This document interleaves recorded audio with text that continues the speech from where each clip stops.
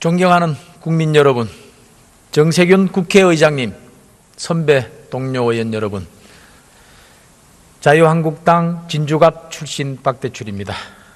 저는 지난 8월 31일에도 이 자리에 섰습니다. 방송 자유와 독립을 침해하는 레드라인을 넘지 마라. 정권의 방송 장악 논란은 5년마다 반복되고 있다. 국회가 그 불행의 꼬리를 끊어야 한다. 고 호소했습니다. 저희 호소는 무시되었습니다. MBC는 처참히 무너지고 장악당했습니다. 레드라인을 넘어 데드라인을 지났습니다. 죽음의 계곡에 갇혀버린 듯합니다. KBS도 그 나락으로 빠져들고 있습니다. 현 정권은 방송 장악의 탐욕으로 최악을 선택했습니다. 폭주로 흥한 자 폭주로 망할 것입니다. 보복적 아니면 휴식 없이 지진 현장을 누비며 취재한 자들이 그러한가? 언론노조 KBS 본부에 묻습니다. 그 방송에 출연한 국무총리, 여당 대표, 장관들도 부끄러운 사람들입니까? 아니면 재난 상황에서 술판을 벌인 자들이 부끄러운 사람들입니까? 국무총리, 여당 대표, 장관에게 묻습니다. 그 방송에 출연한 자신들이 부끄러운 사람이라고 생각합니까? 성금 모금 방송에 참여하는 직원에게 가만두지 않겠다, 앞으로 영원히 방송에 참여하지 못하게 하겠다는 폭언과 겁박이 있었다는 제보도 받았습니다. 완장부대의 기세 등등은 MBC도 다를 바 없습니다. 철저히 왕따시키겠다, 한직으로 보내버리겠다, 파업에 참여하진 않는 직원들을 향해서 이런 소문들이 나돌자 그 직원들은 불안에 떨고 있다고 합니다. 현 정권은 방송 장악을 위해 전례 없는 폭거를 자행하고 있습니다. 하도 많아서 열거하기 어려울 지경입니다. 그것도 모자라 고영주, 박문진 이사장을 강제로 끌어내리더니 이사직까지 해임 아래 들고 있습니다. 박문진 이사 해임은 자유한국당의 권리 강탈입니다. 정부기관이 제1야당의 권한을 강탈하는 오만의 극치입니다. 결코 용인될 수 없습니다. 공영방송 장악 시도는 참으로 집요하고 무섭습니다. KBS 이사 한 분은 외롭고 힘든 싸움을 하고 있습니다. 그분은 이렇게 말합니다. 학교를 그만두게 되더라도 KBS 이사의 임기를 채우겠다. 이런 사람들이 방송을 장악했을 때 올 결과는 끔찍할 거다. 이런 사실을 국민에 알리는 것만으로도 내 소임은 다하는 것으로 생각한다. 혼자 할 수 있는 것이라고는 맞고 터지면서 버티는 것 하나밖에 없다. 대신 잃는 게 너무나 많다. 심적 고통을 호소하고 있습니다. KBS 강규형 이사님의 용기에 경의를 표합니다. 감사원에 경고합니다. 현재 KBS 이사들의 법인카드 내역에 대한 감사가 진행 중입니다. 감사원이 방송장악 문건대로 하명감사, 청부감사를 한다면 자유한국당은 끝까지 책임을 물을 것입니다. 이낙연 총리는 KBS, MBC보다 더 공정한 방송을 본다고 했지만 제가 볼 때는 그 방송이 결코 더 공정한 방송이 아닙니다. 언론을 놓고 총리의 생각과 야당 국회의원의 생각이 다른 것이 대한민국의 현실입니다. 여공야불, 야공여불, 여당이 불공정하다고 하면 야당이 공정하다고 합니다. 야당이 공정하다고 하면 여당이 불공정하다고 합니다. 언론이 바로 서야 나라가 바로 섭니다. 이중 잡대 없는 방송, 사실 보도를 하는 방송이 되어야 합니다. 그런 방송 구현을 위한 방송법 체계를 구축해야 합니다. 다음 주 과학기술정보방송통신위원회 법안심사 소위에서 방송 관련 법안심사에 들어갑니다. 새 방송법 체계를 구축하도록 여야가 힘을 모아야 합니다. 방송법 개정을 두고 의문스러운 얘기가 나오고 있습니다. 더불어민주당에서는 자신들이 제출한 방송법 개정안에서 단 한 줄이라도 고치면 거부하기로 방침을 세웠다고 합니다. 사실입니까? 후한무치 내로남불의 폭주는 이번 방송법 심사 때부터는 제발 끊기를 기대합니다. 경청해 주셔서 감사합니다. 네, 박대출 의원 수고하셨습니다. 계시는 모든 분들, 특히 자원봉사자 여러분께 진심 어린 감사를 드립니다. 그리고 유례없는 수학능력시험 연기로 마음고생하셨을 수험생 여러분들께도 심심한 위로와 격려를 전합니다. 정말 수고 많으셨습니다. 존경하는 국민 여러분, 대한민국은 최근 대내외 안보 환경의 변화와 지진 등 자연재난으로 그 어느 때보다 정부의 역할이 중요시되고 있는 상황입니다. 그러나 현 문재인 정부가 과연 국가적 의기와 재난사태 시 국민의 생명과 안전을 믿고 맡겨도 되는 정부인지 의심이 가지 않을 수 없습니다. 정부의 1차적 임무는 국민의 생명을 지키고 국가의 안보를 굳건히 하는 것입니다. 그러나 문재인 정부 집권 반년 만에 대한민국의 국가안보 상황은 더욱 악화되고 있습니다. 북한은 국제사회의 경고를 무시한 채 대륙간 탄도미사일 개발과 도발을 일삼으며 한반도 주변 증세를 그 어느 때보다도 불안정한 상황으로 몰아가고 있습니다. 이런 상황에서 정부는 오락가락 사드 배치 결정, 굴욕적 대중외교, 코리아 패싱을 자초한 무능한 안보정책, 애교 안보라인 내 불협화음 등으로 혼란을 가중시키고 있습니다. 이뿐이 아닙니다. 지난달 말에는 조업 중이던 홍진호가 북한에 납포되었다가 7일 만에 송환되어 온 일이 있었습니다.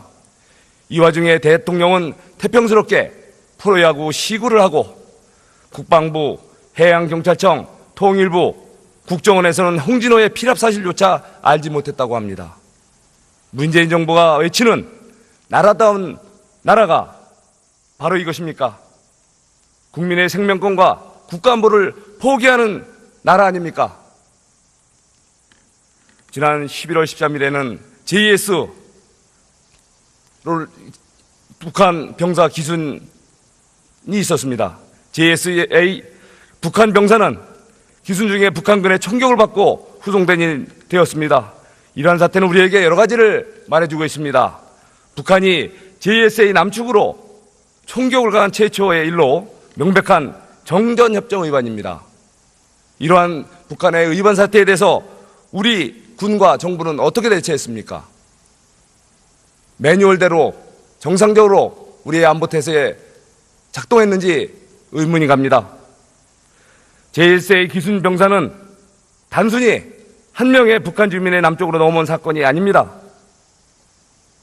JSA에 근무하는 북한 병사는 처우가 다른 누구보다도 양호한 그런 편입니다.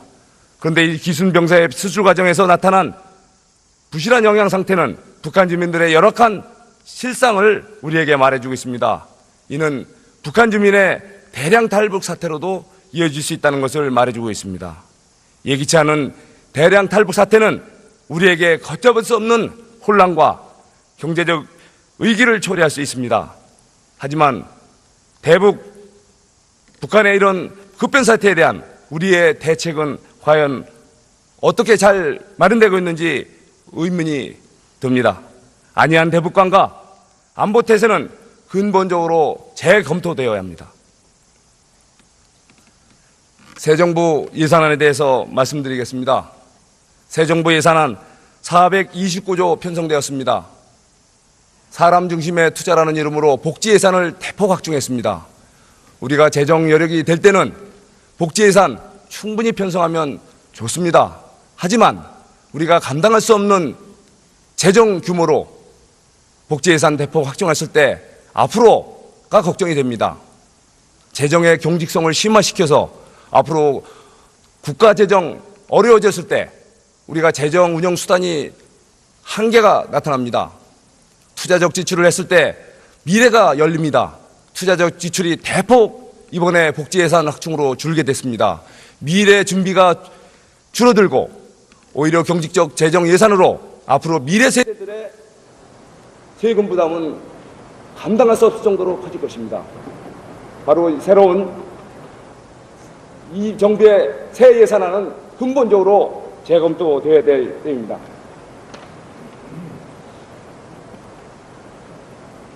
다음은 수도권 규제 문제와 불관리 일어난 문제에 대해서 말씀드리겠습니다.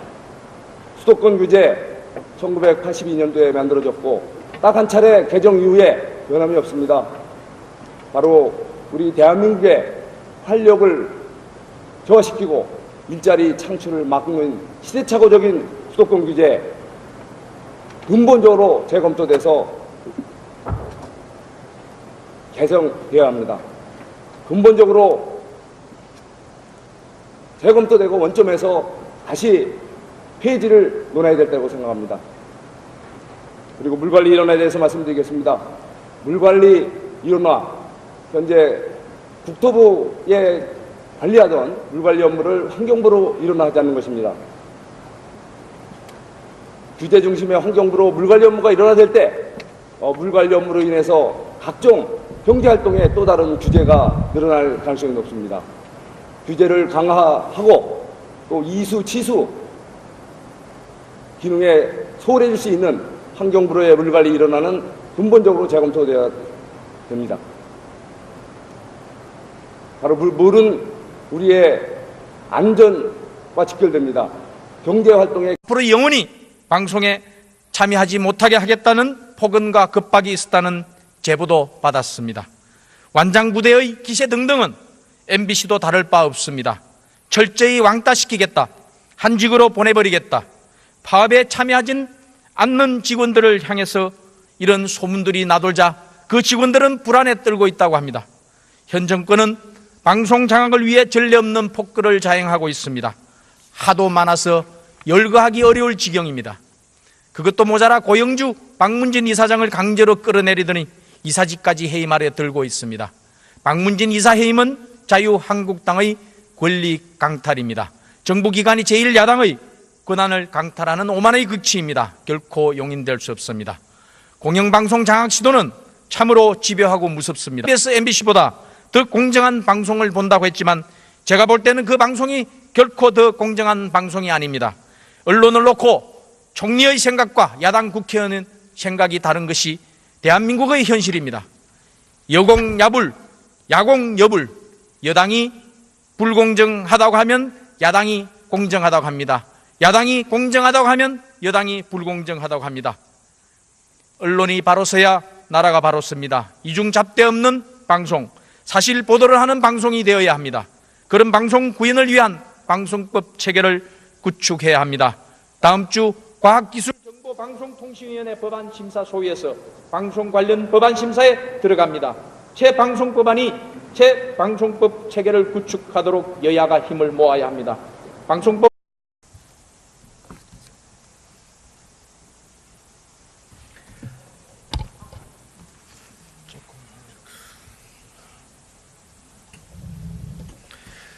존경하는 국민 여러분, 정세균 국회의장님, 선배 동료 의원 여러분, 자유한국당 진주갑 출신 박대출입니다. 저는 지난 8월 31일에도 이 자리에 섰습니다. 방송 자유와 독립을 침해하는 레드라인을 넘지 마라. 정권의 방송 장악 논란은 5년마다 반복되고 있다. 국회가 그 불행의 꼬리를 끊어야 한다. 고 호소했습니다. 저희 호소는 무시되었습니다. MBC는 처참히 무너지고 장악당했습니다. KBS 이사 한 분은 외롭고 힘든 싸움을 하고 있습니다. 그분은 이렇게 말합니다. 학교를 그만두게 되더라도 KBS 이사의 임기를 채우겠다. 이런 사람들이 방송을 장악했을 때 올 결과는 끔찍할 거다. 이런 사실을 국민에 알리는 것만으로도 내 소임은 다하는 것으로 생각한다.